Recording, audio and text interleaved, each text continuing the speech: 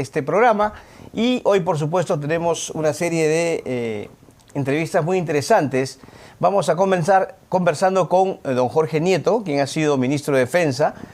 También tendremos la posibilidad de dialogar con Richard Arce, ex congresista de la República, y con Alejandro Muñante, quien es actualmente parlamentario por Renovación Popular. Y está ya con nosotros don Jorge Nieto. ¿Cómo está, don Jorge? Con mucho gusto de tenerlo aquí en los estudios de RPP. Muchas gracias por la invitación, Carlos. A usted por aceptarla.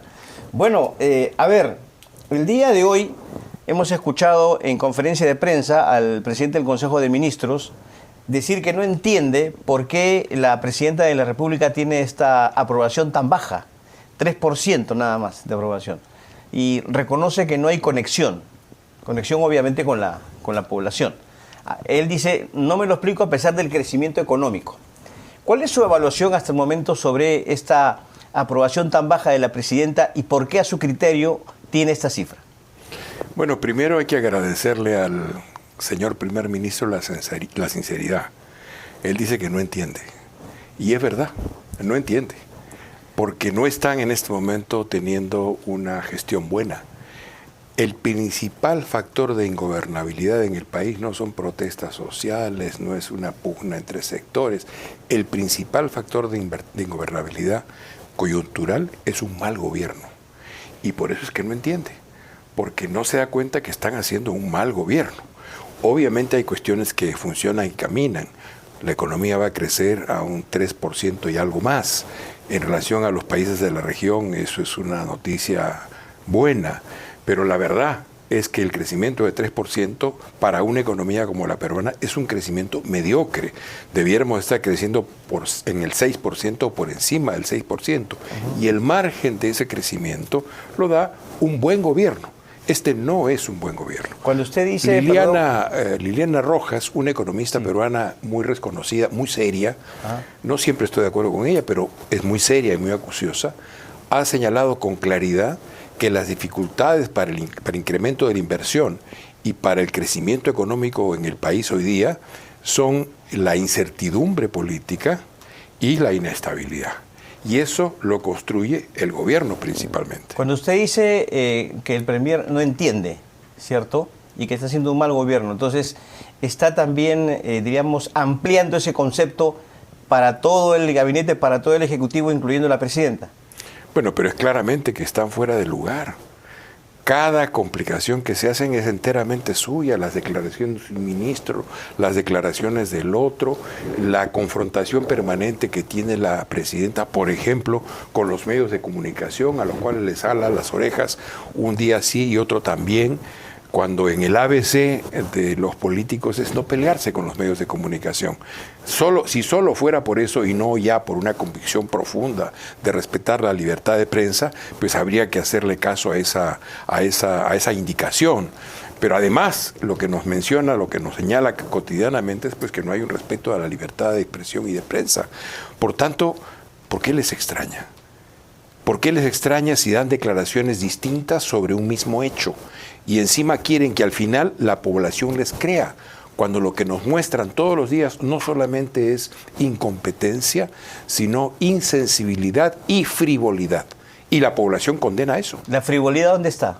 Oiga, en un país en el cual hay 70% de anemia infantil en algunas regiones, 42% en promedio, una presidenta preocupada por llevar relojes Rolex o joyas Cartier que cuestan 40,000, 30,000, 50,000 miles de euros o de dólares, eso es frivolidad absoluta.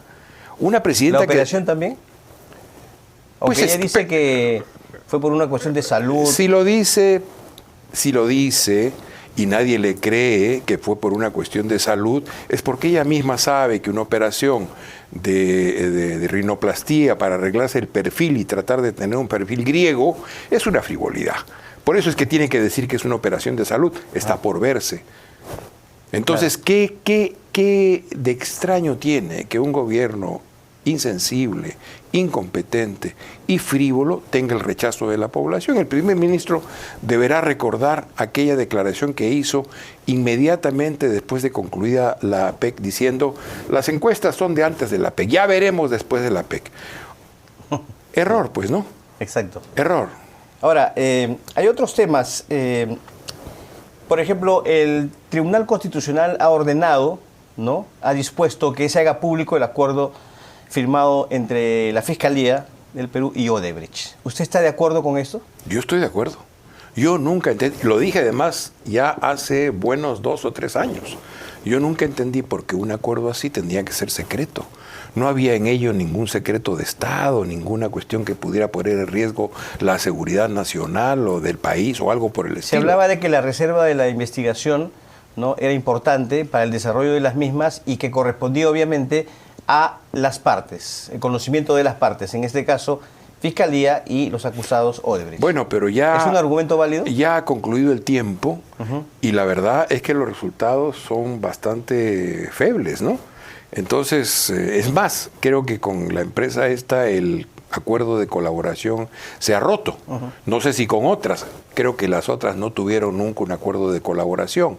De modo que sería bueno evaluar qué fue lo que se pactó, por qué Odebrecht pudo sacar el grueso, si no la totalidad de sus dineros del país, sin que a cambio diera todo aquello que prometió dar.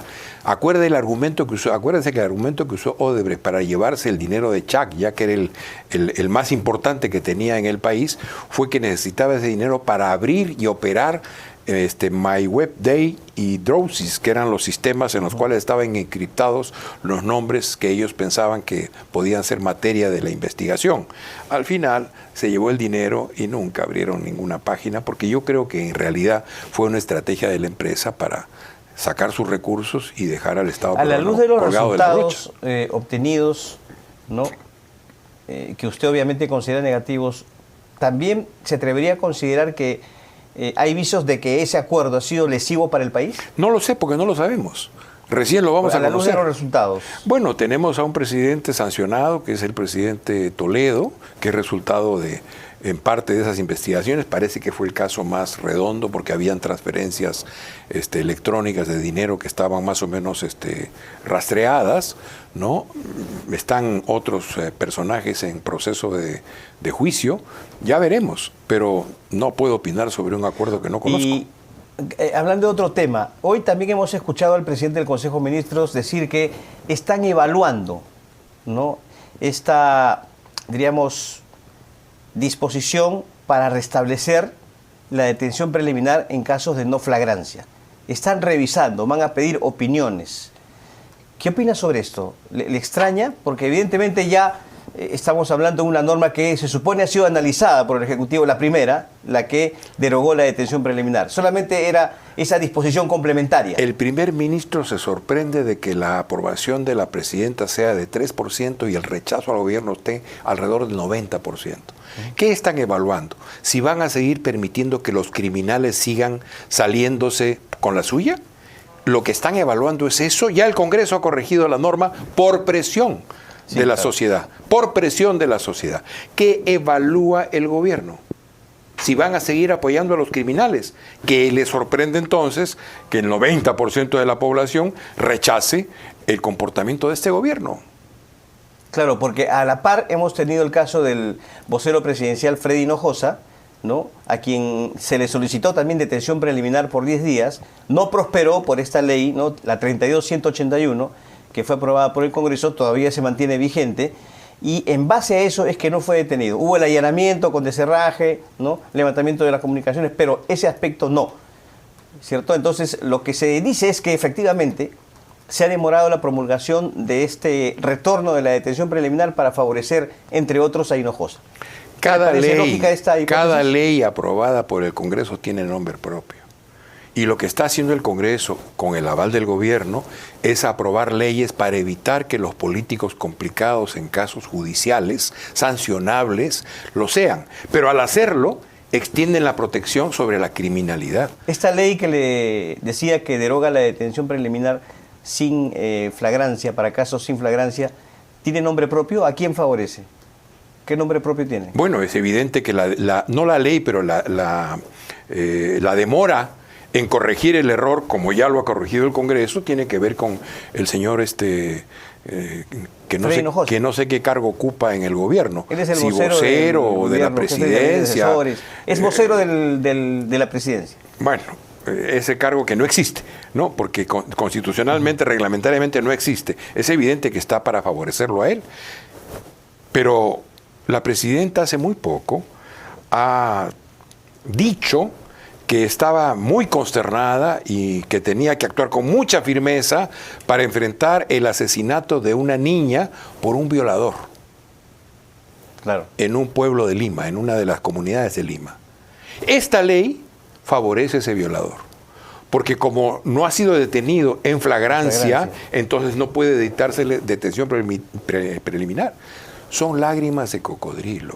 Es como la iniciativa que colocó la presidenta hace 3 días, ya hoy día olvidada, de que tenemos que debatir sobre la pena de muerte. El día de ayer, el Perú correctamente ha votado en Naciones Unidas en contra de la pena de muerte. De modo que ni el propio gobierno tiene convicción en las cosas que piensa o que dice o que quiere. Ya, ¿Pero qué busca el Ejecutivo con este debate? Porque además se ha formado una comisión especial para recoger opiniones, valga la redundancia, en torno a la pertinencia o no de establecer la pena de muerte para casos de violación de menores. Miren, eso va a terminar en nada, como muchas de las iniciativas. ¿Se acuerda usted de la estrategia Boluarte para enfrentar el crimen? Anunciada hace ya varios meses por el entonces primer ministro y avalada por la presidencia. ¿Qué fue de la estrategia Boluarte? Fue otra vez una frase dicha al pasar, frivolidad. La frivolidad no solo es arreglarse el perfil o tener joyas costosísimas en un país pobre. La frivolidad también es gobernar el país como si fuera algo que se puede resolver al pasar de las cosas, sin reflexión, sin consistencia. De modo que está muy claro lo que está pasando. Incompetencia, frivolidad y incapacidad del gobierno para poder hacer las cosas que tiene que enfrentar. ¿Este debate sobre la pena de muerte es para usted un distractivo? Ese fue el motivo, ¿no? ¿Una cortina de humo? Ese fue el motivo. Y tampoco duró mucho, porque las declaraciones del ministro de Educación en el contexto de la iniciativa de la pena de muerte terminaron matando la iniciativa previa. De modo que es error tras error. Hasta en el error a la declaración sobre hasta las en ratas. el error cometen errores. Entonces, ¿qué les sorprende que tengan un 3% de aprobación? ¿Por qué se dan por sorprendidos? Y también la reacción que tuvo ayer el ministro de Economía en Cusco, no sé si la pudo ver. Sí, la vi. Una periodista cusqueña la que calificó de odiosa, una cosa es así. que están nerviosos, están presionados, no tienen el empaque que debe tener un gobernante. ¿Presionados por quién o por qué? Por su incompetencia, por su frivolidad, por su incapacidad para enfrentar las cosas. Políticamente, claramente no hay alguien que asuma la conducción del gobierno en este momento. La principal razón de las dificultades de gobernabilidad que tenemos en el país tiene que ver con un gobierno pues prácticamente omiso, ¿no? Ahora, mañana, si no me equivoco, se cumple un mes del hecho de que Nicanor Boluarte haya pasado la clandestinidad. A buen recaudo, como dice su abogado. No se le puede ubicar hasta ahora, como no se le puede ubicar a Vladimir Cerrón y a otros, ¿no? ¿Qué opina al respecto sobre esta permanencia en la clandestinidad? ¿Ve usted esfuerzos reales por detenerlos? Yo me niego a creer. Usted que ha sido parte de. Yo me niego a creer, Carlos, que nuestra policía, la Policía Nacional del Perú, nuestra policía, tenga tal nivel de incompetencia. Yo me niego a creer eso. La única explicación es que hay una orientación política para evitar la detención de estas gentes. Es la única explicación posible. De modo que pues es parte también de esta crisis y de esta dificultad de la población para tener un mínimo de confianza en quienes hoy día conducen los destinos del país. Hoy día ha ocurrido un hecho muy importante. Hoy, el Pleno del Poder Judicial se ha manifestado sobre el conjunto de, diría yo, legicidios que ha cometido el Congreso de la República. Y ha llamado con mucha firmeza, con responsabilidad, con respeto, pero con mucha firmeza, a mantener el equilibrio de poderes, el respeto a la independencia judicial, y le ha dicho al Congreso, oye, ya mantente en tus límites, abre el espacio, cuando vas a reformar cosas, llama a la gente que sabe y que conoce y no estés cometiendo la cantidad de desatinos que estás cometiendo. Me parece muy importante. Ojalá el gobierno hace tiempo hubiera hecho eso cuando le recortaron capacidades en su relación con el Congreso, pero como el único propósito es durar y llegar al 2026, pues aceptan cualquier tipo de trato. Yo felicito al Poder Judicial por este pronunciamiento y espero que sean parte de los buenos aires que aparecen en este sector a partir de la elección de la nueva presidenta del Poder Judicial, que tomará posesión en enero. Una señora cuya he visto una entrevista el día de ayer que se ve muy, muy correcta, como la presidenta del Tribunal Constitucional.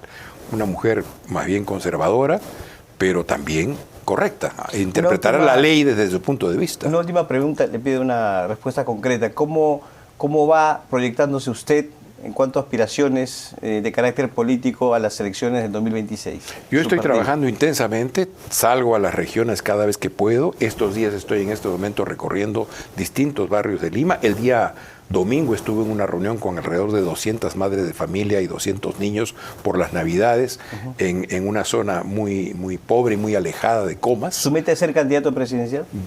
Estoy trabajando para eso, para convencer a mi partido de que yo sea el candidato de nuestro partido, el Partido del Buen Gobierno, y podamos finalmente darle al Perú un buen gobierno, que es lo que se necesita para cambiar el rumbo y salir de esta época de decadencia y de decadencia extrema, diría yo. Ha sido asesinada una muchacha joven que estaba implicada en una red de prostitución afincada en el Congreso de la República. Alguna vez le escuché decir a un político que el Congreso se había convertido en un prostíbulo. Pablo Macera hace muchos años dijo, el Perú es un burdel, pero ya no es metáfora. Hoy día tenemos una red de prostitución en el Congreso. ¿Y qué han hecho en el Congreso? Han separado a la persona que además era el jefe del departamento obviamente legal. Eso tiene que investigarse porque es una denuncia, ¿no?